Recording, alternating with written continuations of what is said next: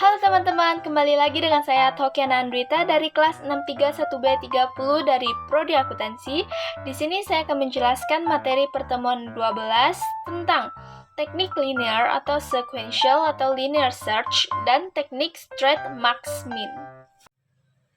Oke teman-teman, yang pertama saya akan menjelaskan tentang teknik linear atau sequential atau linear search. Teknik linear atau sequential atau linear search adalah teknik pencarian data secara berurutan dari awal hingga akhir berdasarkan key yang dicari atau kunci yang dicari. Teknik ini juga dikenal dengan nama algoritma pencarian beruntun atau algoritma pencarian linear. Keunggulan utama algoritma ini adalah kesederhanaannya dan kemudahannya dalam implementasi.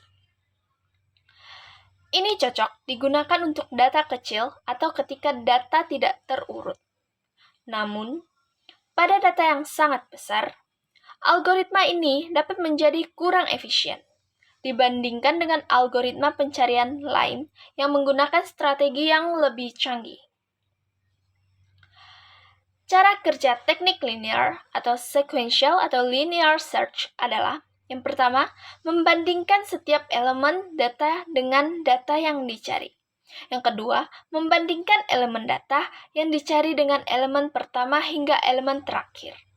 Dan yang terakhir, pencarian akan dihentikan jika data yang dicari ditemukan. Oke, di sini saya akan menjelaskan contoh codingan yang ada di samping saya. Contoh codingan program teknik sequential atau linear search. Yang pertama ada fungsi search, biasanya merujuk pada algoritma pencarian berurutan, di mana suatu elemen dicari dalam suatu daftar dengan memeriksa setiap elemen dalam urutan tersebut satu persatu hingga kunci ditemukan atau daftar tersebut berakhir. Yang kedua itu ada I sama dengan 0, menginisialisasi indeks agar dimulai dari elemen pertama. Yang ketiga, ada post sama dengan I plus 1. Berarti bahwa ahli menggunakan indeks berbasis 0 seperti I. Anda menggunakan indeks berbasis 1 posisi, yang umumnya digunakan dalam beberapa konteks lain, seperti spreadsheet, atau beberapa aplikasi yang dihadapi pengguna. Yang keempat ada while I kurang dari length data. Perulangan berlanjut selama I kurang dari panjang daftar. Ini memastikan bahwa I berada dalam rentang indeks yang valid untuk daftar. Yang kelima, ada if data I sama dengan K. Sama dengan ini merupakan operator yang digunakan untuk membandingkan dua nilai untuk kesetaraan. Ini memeriksa apakah elemen saat ini pada indeks I cocok dengan kunci yang dicari. Yang keenam ada if post kurang dari sama dengan length atau data. Kondisi ini memeriksa apakah nilai posisi kunci berbasis 1 kurang dari atau sama dengan panjang data daftar. Karena post berbasis 1, yaitu dimulai dari 1, kondisi ini memastikan bahwa pesan yang dicetak hanya akan muncul jika post berada dalam batas daftar. Yang ketujuh ada print, data key ditemukan di posisi post. Jika kondisinya benar, atau yaitu posisi valid, maka akan dicetak pesan yang menunjukkan bahwa kunci ditemukan pada posisi post. Pesan tersebut menggunakan kata ditemukan, yang dalam bahasa Indonesia berarti ditemukan. Yang kedelapan, sepertinya Anda bekerja dengan potongan kode Python, khususnya dengan pernyataan bersyarat baris else. Print data tidak ditemukan, dieksekusi ketika kondisi dalam pernyataan if sebelumnya tidak terpenuhi.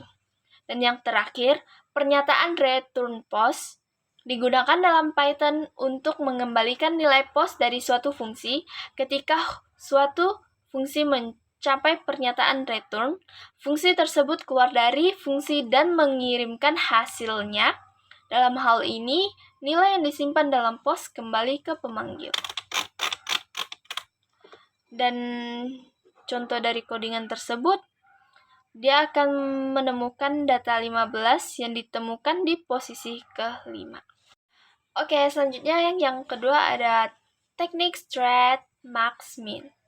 Teknik straight max min adalah teknik pencarian untuk mencari nilai atau data yang lebih besar.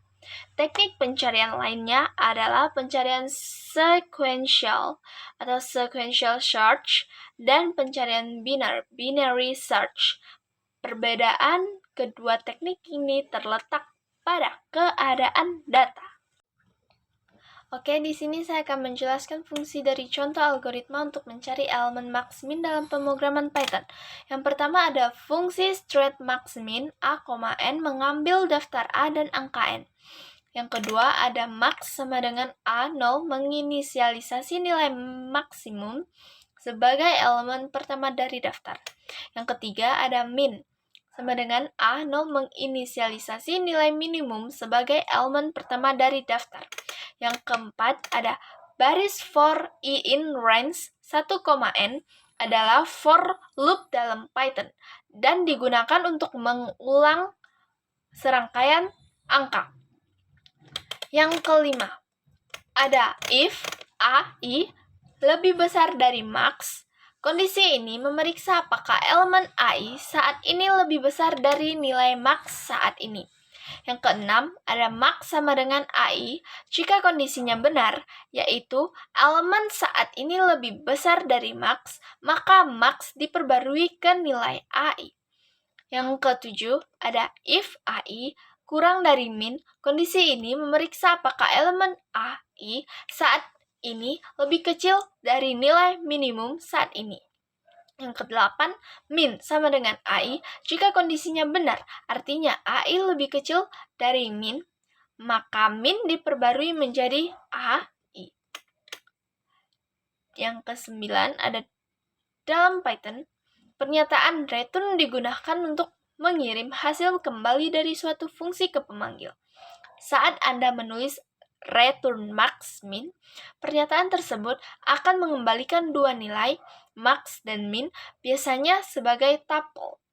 Pernyataan ini berguna saat Anda ingin mengembalikan beberapa nilai dari suatu fungsi, seperti nilai maksimum dan minimum dalam suatu daftar. Yang ke-10, dalam Python baris max min sama dengan straight max min a, n menggunakan pembongkaran tuple untuk menetapkan nilai yang dikembalikan oleh fungsi straight max min a, n ke variabel max dan min. Yang terakhir, pernyataan cetak menampilkan nilai maksimum dan minimum yang ditemukan oleh fungsi tersebut. Dan hasil dari contoh codingan tersebut, nilai maksimumnya adalah 40 dan nilai minimumnya adalah